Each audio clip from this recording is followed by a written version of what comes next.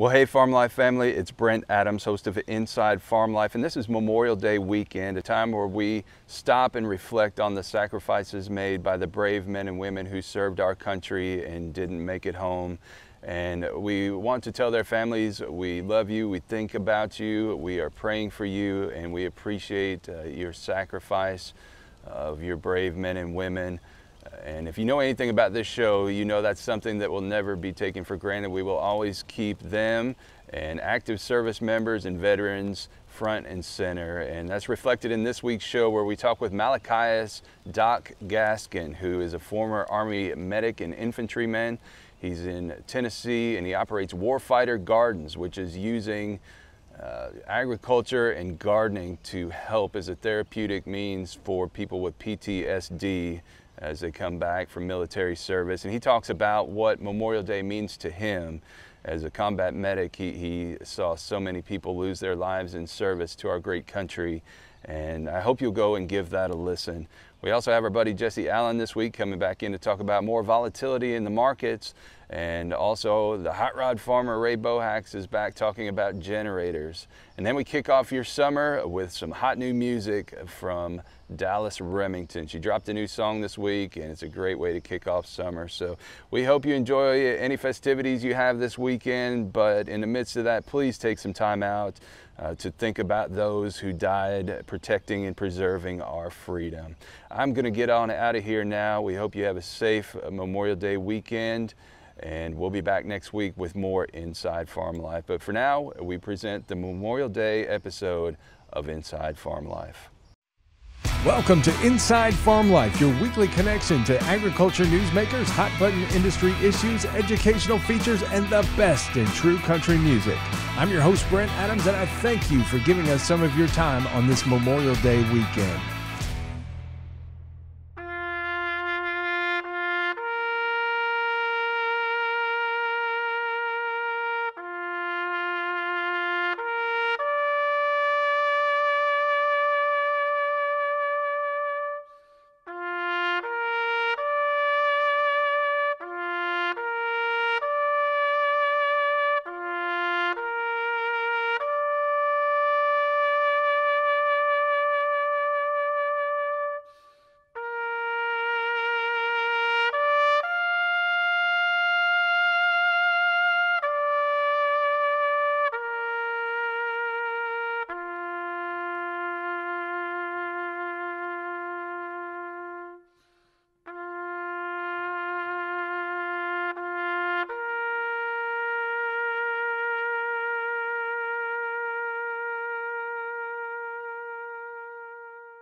This week, as we prepare to observe Memorial Day, we remember the men and women who paid the ultimate price to protect and preserve the freedom of our great country.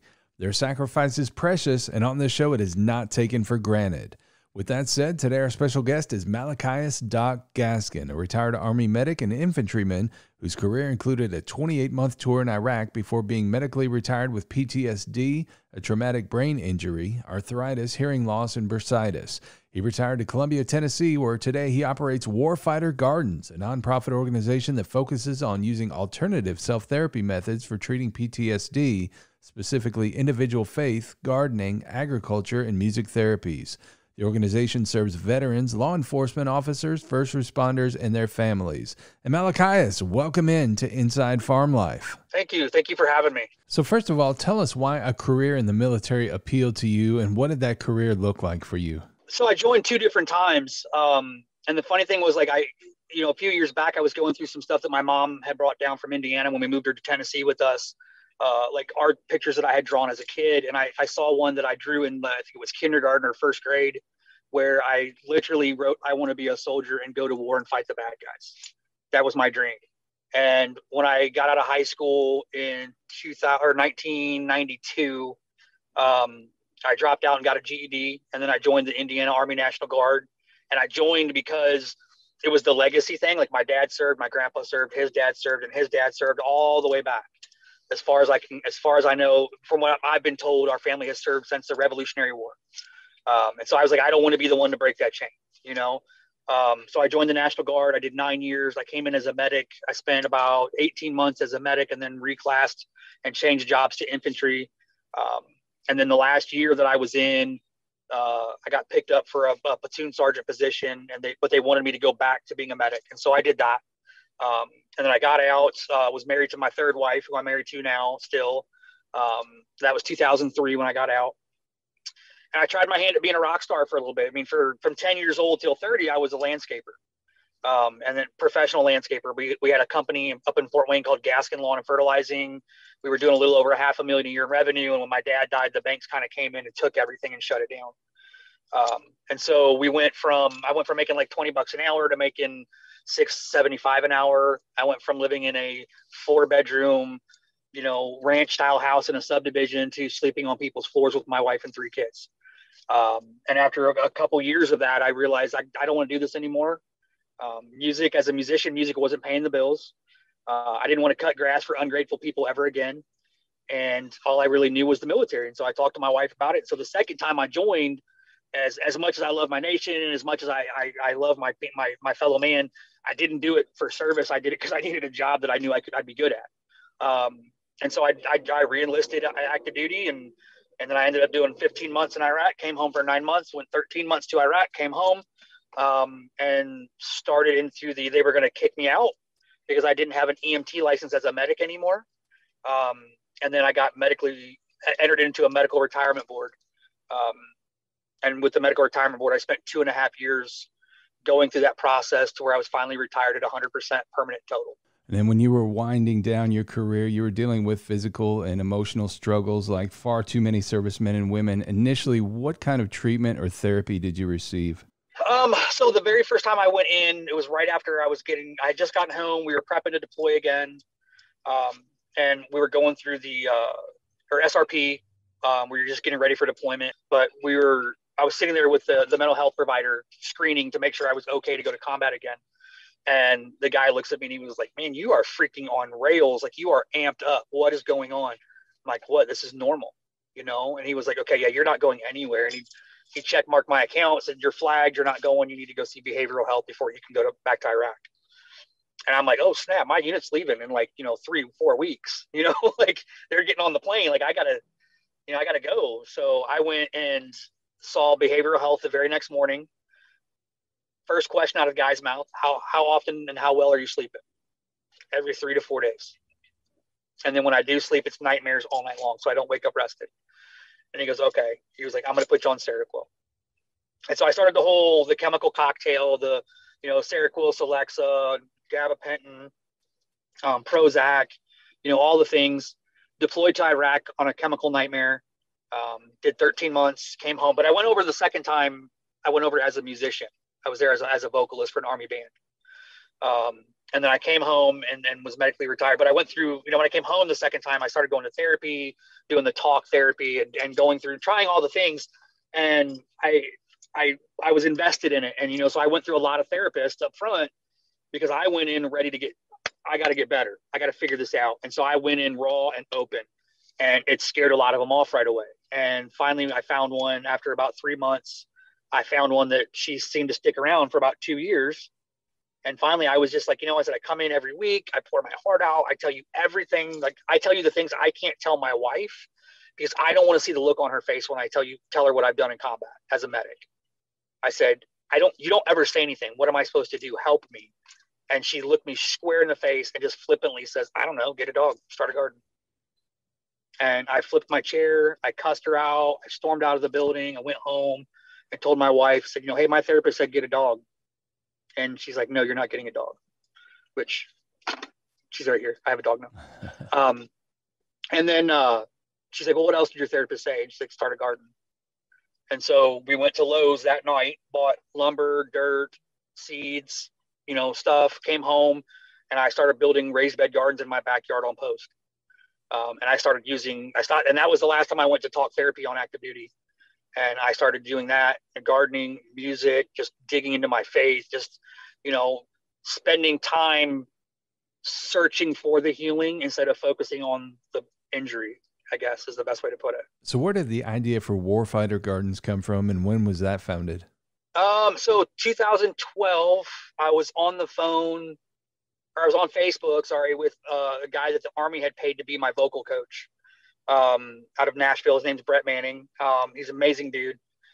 But he was coaching me, working with me, and he was kind of passing me around between other coaches to learn specific things, and then he would bring me back and put it all together. But I was on Facebook with him, and he had made a post about PTSD, and I kind of chimed in with my opinion on it. And one of his friends reached out to me and said, "Hey man, I'd really like to talk to you about, I really liked your comment. I'd like to talk to you more about that." And, being the guy with, I've been through trauma, and I'm not trusting of people that I don't know. And I'm like, "Hey Brett, who the heck is this guy? And why is he talking to me?" And he was like, no, that dude's legit. Talk to him. So I got on the phone with this guy. His name's Robbie Grayson. He's from Franklin, Tennessee. And him and I got to talking, and we discussed for months. And they were going to do a documentary on me about how I was specifically using music as a way to basically use it as self-therapy. And so we were going to do this documentary. We requested permission from the Army, from the Public Affairs Office. And it took about 6 months for the Army to go, "Hey, we need you to come up and talk to us." And so I ran up to the building where the big people live. And, I'm like, "Hey, what's up?" And they're like, "So this is the most amazing thing. It's awesome. We think it's great. You can't do it." And I go, "Wait, what?" They're like, "You're in a medical retirement board. You can't go on record." So I went home, called my buddy Robbie, and I was like, "Hey dude, I can't do it. Let's talk tomorrow." And I hung up. And then we got on the phone the next day, and he goes, "Dude, you should write a book." Because at this point, I'm doing gardening. I'm digging into my faith. I'm writing music. I'm doing family fishing trips. I'm doing a lot of very specific things. I'm very specific about my nutrition.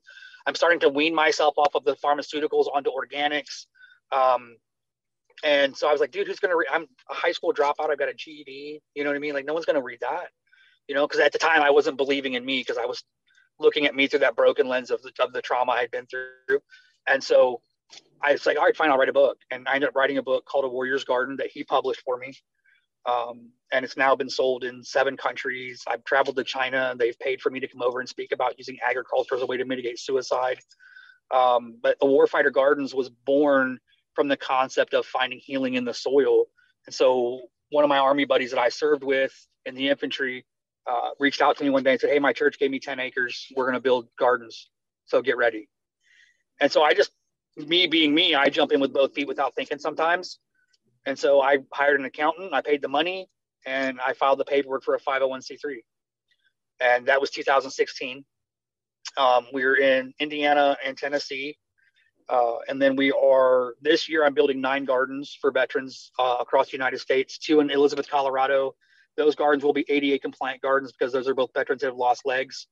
We're building 1 in Breeze, Illinois, 2 in Fort Wayne, Indiana, 1 in Maine, and then 2 in Nashville and 1 in Columbia, Tennessee.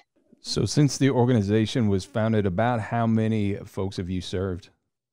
So with gardens, I think I have built 27 gardens. A lot of those are off the radar because they don't want their stuff publicized personally. The ones that allow me to, I take photos, and we do big events and all that, and we put them on our website to show what we're doing so people can see what they're investing in. But we build about 27. I got 9 for the year that are big production. Like we do it's a full catered meal. It's 18 foot long by 8 foot deep by 2 foot tall, like very custom built, designed for them. Multiple tiers. We don't just do a basic square. You know what I mean? I try to go as creative as I can with each individual garden, but every garden is unique. So how have you seen changes in participants since they've become immersed in agriculture or gardening pursuits? Every garden that we've built for a veteran so far, every veteran or Gold Star family has ended up taking that garden and using it to benefit other people. Every single one of them. So one of my Gold Star families, she grows so much. We built her a 17 foot long by 11 foot L shaped garden on both sides of her backyard. So she has 2 of them. She grows so much produce, it's too much for her and her 2 kids, that she ends up donating it to the people in her neighborhood. But she's like, "Come pick stuff out of my garden." We've not had one suicide attempt from a veteran or a first responder that we've built a garden for. Everybody has found, everyone that gets one ends up finding a way to do something more. It's the catalyst. I look at it because gardening's not everybody's thing, right? So I may build you a garden and you may use it every year, but it may not be your therapeutic device. But what it becomes is that launching pad for, I want to do something more, right? I want to do art, or I want to do horseback riding, or I want to work with service dogs, or I want to do this. It becomes a thing that gets the mind working, because it allows you that decompression space to start just being you again. And one of the neat things, when you get on your website, awarriorsgarden.com, there's a donation spot where visitors can support individual participants in their projects. Yeah, each garden this year that we're doing, we have 9 of them. One of them is fully paid for. 2 of them still haven't gotten me their bios, so they're not on the website yet. But you can look at their bios, you can see the pictures of the veteran, and you can decide which one you want to sponsor. Each sponsorship is $1, and you can sponsor as many as you want. So you can do like 25 of them. That's $25. Well, earlier you talked about writing your book, A Warrior's Garden, a therapeutic guide to living with post-traumatic stress disorder. You've taken it a step further, working with our mutual friend, JT Cooper, who's an Nashville singer, songwriter, and an Army veteran who was in the Black Hawk Down incident in Mogadishu, Somalia in 1993. You guys have written a song with Harry Smith called A Warrior's Garden. Tell us about that process and how it's helped you. So that was amazing for me because I hadn't written in a very long time. And I got to a point where I was afraid that I was going to have lost the ability, like, because it's a perishable skill. It really is. So I had never, this was kind of out of my wheelhouse. And so I got a hold of JT and I was like, because most country artists are storytellers is what they are. And so I was like, hey, man, I really want to write a song about all the things that A Warrior's Garden is about. And he was just like, yeah, done. Come to my office on Saturday. Like, that's just JT. Like, he's just like, yeah, let's do it. Okay. So I met him at his office on a Saturday, and we sat there for about 2.5 hours and just talked and wrote and went back and forth. And then he was like, all right. And then he recorded a run through on his phone and he texted it to me and he texted it to somebody else. And then we went and had, a beer and then a steak over at the steakhouse. And then I drove home, and I think it was 3 months later, he calls me up and he was like, what are you doing today? And I was like, I'm at work. What are you doing? He was like, meet me. I'm going to text you an address. Meet me here this afternoon at 2:00. We're going to record. And I was like, oh, and luckily I had a job where I could just take off, So I got up and I drove an hour to go meet him, and we recorded, and I met Harry Smith for the first time, who's an amazing guitar player. He's a phenomenal man. But I went in and we just recorded. And I've been in the studio, I've recorded before, years ago. But we did that, and then I think it was about maybe a month or 2 months later, JT sent me the song, and it was just like I almost cried. Like, and I don't cry anymore. Like, I haven't cried for years. I got choked up because I'm like, oh crap, that's my story. So Malachias, before we get out of here, tell us, what does Memorial Day mean to you, and how should our listeners use that day to remember those who have made the ultimate sacrifice? So to me, I've lost 6 friends in combat. And I've lost more friends after I got out of the military to suicide than I did in combat. For me, Memorial Days, I will unplug from social media. I withdraw. I spend time with my wife and my daughter, because there's always those arguments that you have with yourself about why me? Why am I still here? Why did they go and I'm still alive? You know what I mean? And so, and I hate all the infighting in social media about, don't thank me for my service on Memorial Day, because it's not for. I don't like being thanked for my service anyway, because again, it's a job, right? We choose to do it, and I'm grateful and thankful that people feel that way. I really am, and I try to answer respectfully back. I try to answer with like, thank you for your support, or things like that. But it is awkward because I didn't do it for. We don't do it for. We don't do it for the pat on the backs. We don't do it for the recognition. We don't do it to become superheroes or anything like that. A lot of us, we do it because it's family tradition. We do it because we want to serve our nation. We do it because we want to improve who we are, because we know we're messed up. But when it comes to Memorial Day, it's a somber day. And I encourage everybody and their brother, go have your barbecue, right? Go do your thing. Go celebrate, please. They sacrificed their life so that you could do that, right? But just take some time during the day. And if you don't know anybody who died in the war, if you don't know any veteran or service member who was killed in combat, research one. Tell their story on Memorial Day. Go find one. I know you know somebody who does, even if you don't, right? Go intentionally learn a story about that person and recognize them during Memorial Day. Like, take some time out to support that mission, that thought process. Well, I tell you what, you're doing some really impactful work here. And again, I want to make sure we share that web address to find out more about Warfighter Gardens and A Warrior's Garden. You can find out more about that at awarriorsgarden.com. Again, awarriorsgarden.com.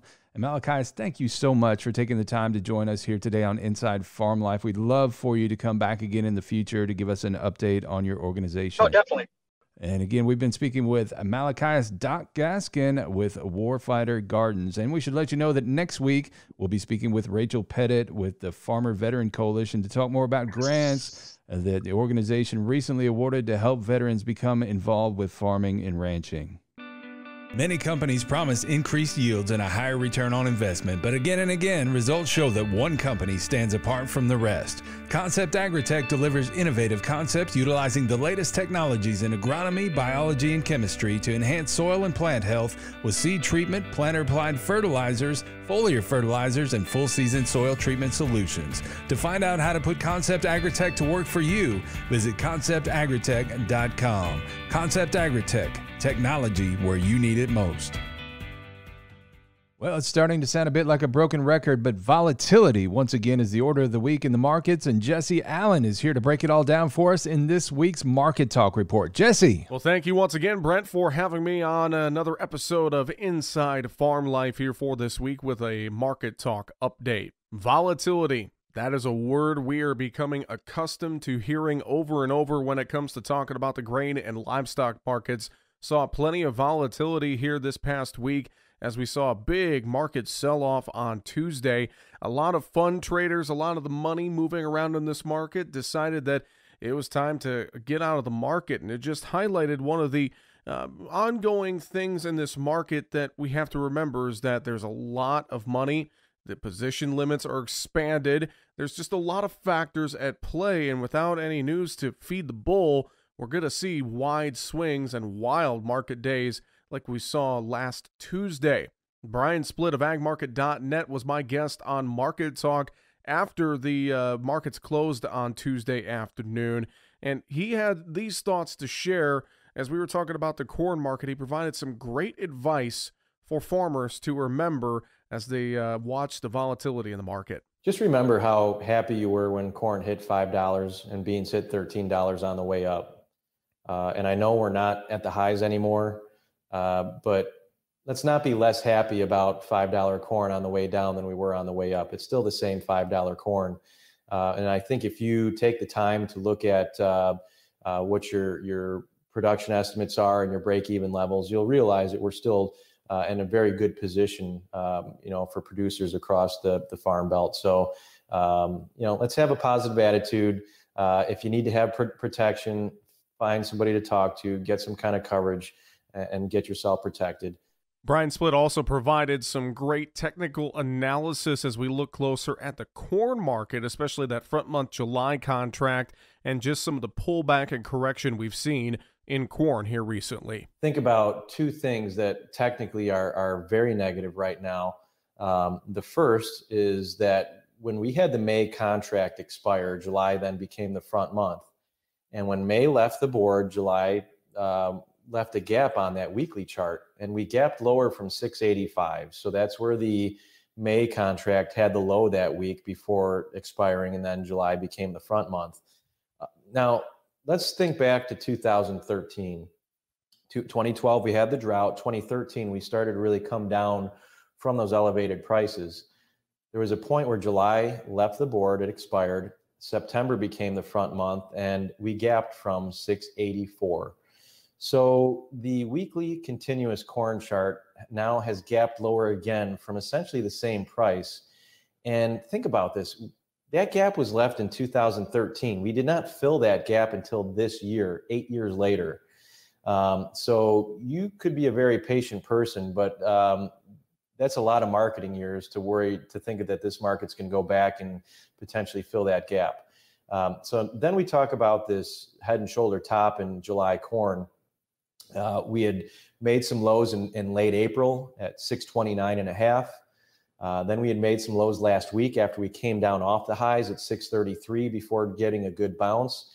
And so today we broke through the neckline of that head and shoulder pattern. We traded limit down a couple times today.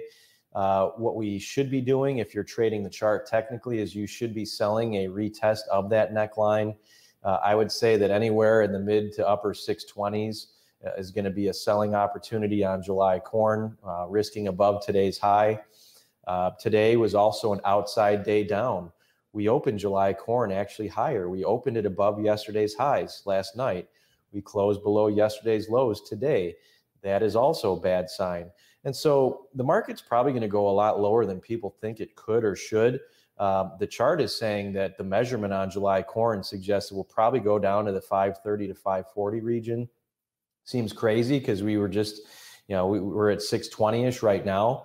But I tell you what, when we had that January report, and that was the January quarterly stocks, final production numbers, all that, we had a high the very next day at 540.25. And we spent between mid-January all the way to the end of March trading in that sideways trading range. So if this July contract actually goes to where the head and shoulder top suggests it should, we're just going back to where we spent the first 3 months of the year before we got that bullish quarterly stock report in March with the acres that led us to that last leg up. And that's really just the market going back to the scene of the crime. And again, you can listen to the full episode of Market Talk from last Tuesday and all of our other past episodes. Lots of great analysis and insight from our guests and speakers on the program. You can find it all at markettalkag.com. You can find a link to all of our great streaming sources. Podcast produced each weekday, Monday through Friday, on both YouTube and in audio form at places like Spotify, Apple Podcasts, iHeartRadio, and more. This has been the Market Talk Update for Inside Farm Life in Nashville. I'm Jesse Allen reporting. Well, you can find Jesse's daily market updates at markettalkag.com. Again, that's markettalkag.com. And you can find him by searching Market Talk on Facebook. He also appears on the American Ag Network, and you can hear him host Your Ag Today, weekday mornings about 6:50 a.m. Eastern on SiriusXM Satellite Radio, Rural Radio, Channel 147. Well, next up on Inside Farm Life, are you in the market for a new portable generator? In this week's installment of Bushels and Cents, the hot rod farmer, Ray Bohacz, has some food for thought that will help you as you make your decision. Welcome to Bushels and Cents from Farm Machinery Digest Radio, heard exclusively on SiriusXM Channel 147 Rural Radio. I am your host, Ray Bohacz, the hot rod farmer. And never forget, it is not what you make, but what you keep that counts. When shopping for a portable generator, you will find those labeled inverter. These units are more expensive and tend to use less fuel. The term inverter describes a unit that makes AC current and then converts that to DC and then back to AC as its output. This allows for the output to be cleaned for less total harmonic distortion and more accurate frequency control. This is important when running delicate electronics from the generator. The negative being it adds complexity, which can impact reliability. Agriculture runs on machinery, profits on reliability. Visit farmmachinerydigest.com, where steel and soil meet. And don't forget, you can check out all of Ray's great multimedia content at farmmachinerydigest.com. Also, Ray's launched Farm Machinery Digest Radio on SiriusXM Rural Radio, Channel 147. It airs each Saturday at 11 a.m. Eastern and again on Sundays at 6 p.m. Eastern, so I hope you'll go and give him a listen. And now, with the business out of the way, it's time to take it back to the country, where we feature a different traditional country music artist each week. This week, we're excited to bring you the new release from Nashville singer-songwriter Dallas Remington. It just hit radio late this week, and it's sure to be a big summer hit for one of the most talked about up-and-coming new artists around. This is Princess on Inside Farm Life.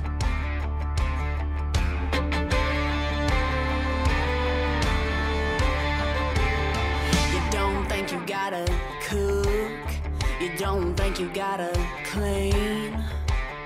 You wanna paint your nails, sit around reading magazines.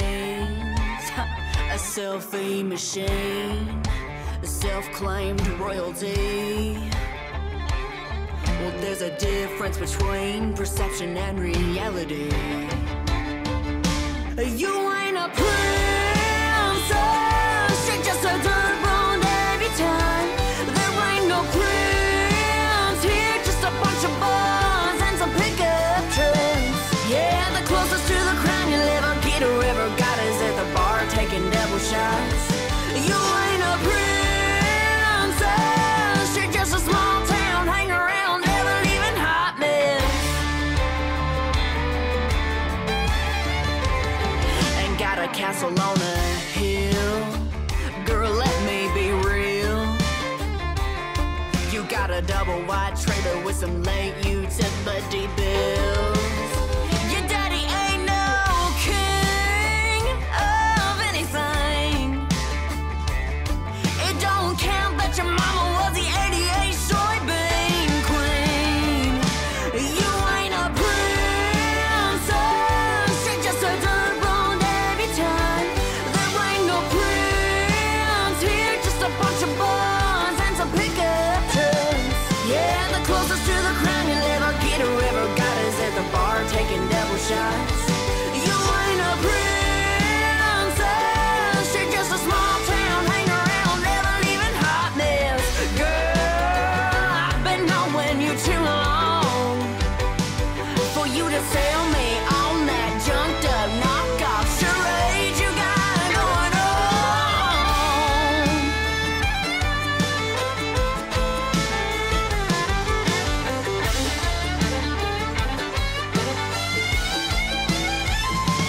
You ain't a princess, you're just a dirt road every time.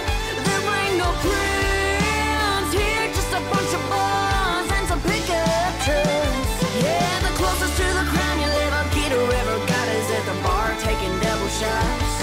You ain't a princess, you're just a small town hang around, pinto getting round, dime store discount, cars running background, never leaving hot list.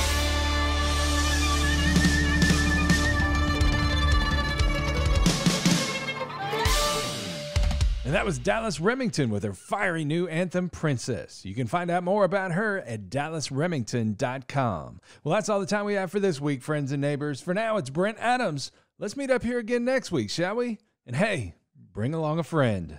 You've been listening to Inside Farm Life, a production of Farm Life Media. If you have topic suggestions for future episodes, drop us a line at brent@farmlifemedia.com. And be sure to like the Farm Life page and join the Farm Life group on Facebook.